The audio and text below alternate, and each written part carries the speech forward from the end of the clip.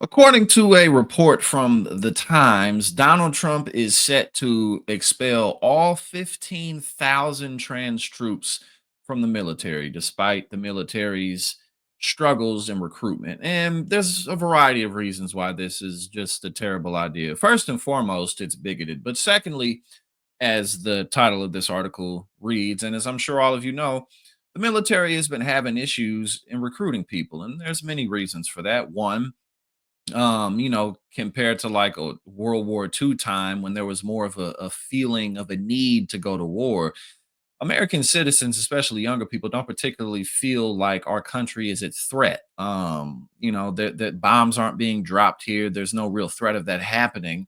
So there's not as much of a widespread need for young men and women to feel like they need to risk their lives for the country. But also, the military doesn't provide as many benefits or that high of pay for people who are first entering the military, which is, I mean, that's an issue across the board, whether it's in the military or corporate America. Jobs that people get, people need to be offered more, especially in a situation like this.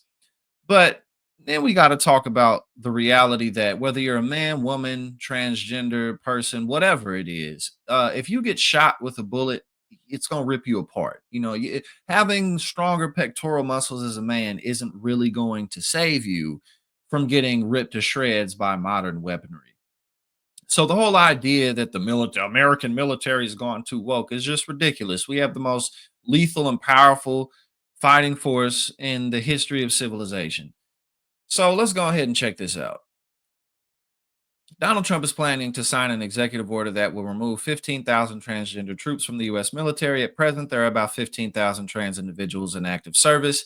They will be medically discharged, declaring them unfit to serve. This move would also lead to a ban on transgender people joining the military. This comes as almost all branches of the Army are struggling to meet recruitment targets. Trump has previously hit out at wokeness in the forces, saying some officers were more worried about diversity, equity, and inclusion than planning military strategies. But again, the Republican and right wing outcry for diversity, equity, inclusion obviously goes beyond the military. I mean, they mad about DEI everywhere. And we're going to get into a story in a bit about Walmart pulling back its DEI initiatives because they caved to conservative demands because these racist white Republicans feel like their majority in the country is being threatened. They feel like their control over industries in this country are being threatened. And so they're fighting back against it very aggressively. At that point in 2021, hold on, let's see.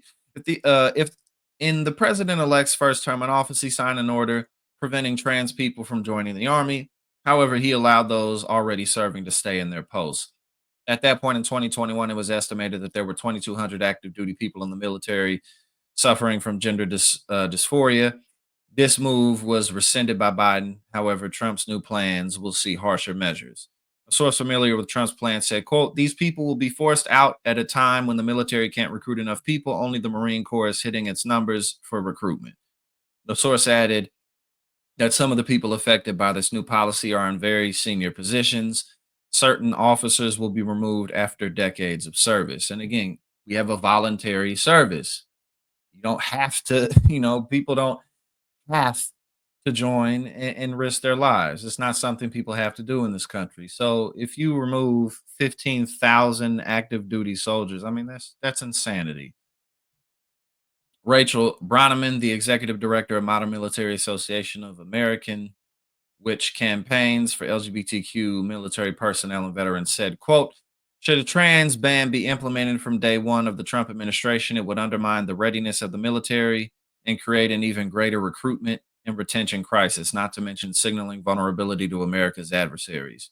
She also mentioned the dropping recruitment numbers and said this decision, quote, adds administrative burdens to war fighting units, harms unit cohesion, and aggravates critical skill gaps. She said there would be a financial loss and loss of experienced leadership that would take decades to replace. Trump has also said the Pentagon cannot afford the cost of medical care for transgender troops and said that focusing on an issue that affects only a small group of people in the Army is, quote, trans lunacy. Okay, so there we go. There we go. Donald Trump reportedly is considering removing 15,000 people, men and women who are dedicating their lives to keeping Americans safe. Now, his team did come out, however, and say that they haven't made a decision on this, but there's no reason to believe that they won't do this, especially considering what he did in his first term. So his team came out and said, we'll read Donald Trump's team just responded on recent claims about a transgender military ban. Yesterday, the Times, we just read over that. Quote, the order would come on his first day back in the White House, January 20th. There are believed to be about 15,000 active service personnel who are transgender. And so his team came out and said, nah, we haven't made any decisions on that. Trump's team told Newsweek that the administration has, quote, made no decisions on a transgender military ban. Quote, no decisions on this issue have been made. No policy should ever be deemed official unless it comes directly from President Trump or his authorized spokespeople. So they said that they haven't made a decision, but they did not say that they absolutely will not do this. They didn't say that. So, there's not that doesn't bring very much hope. We haven't made a decision yet. But again, considering what Donald Trump did during his first term and considering what his platform is and everything that he stands for, there's not really that much good reason to believe that this won't take place, or at least something very close to it won't take place. Hey now, thank you so much for tuning in here at Politics and Paper. If you like what I do and you support my work, go ahead and subscribe. I greatly appreciate it and it really helps to support what we do here.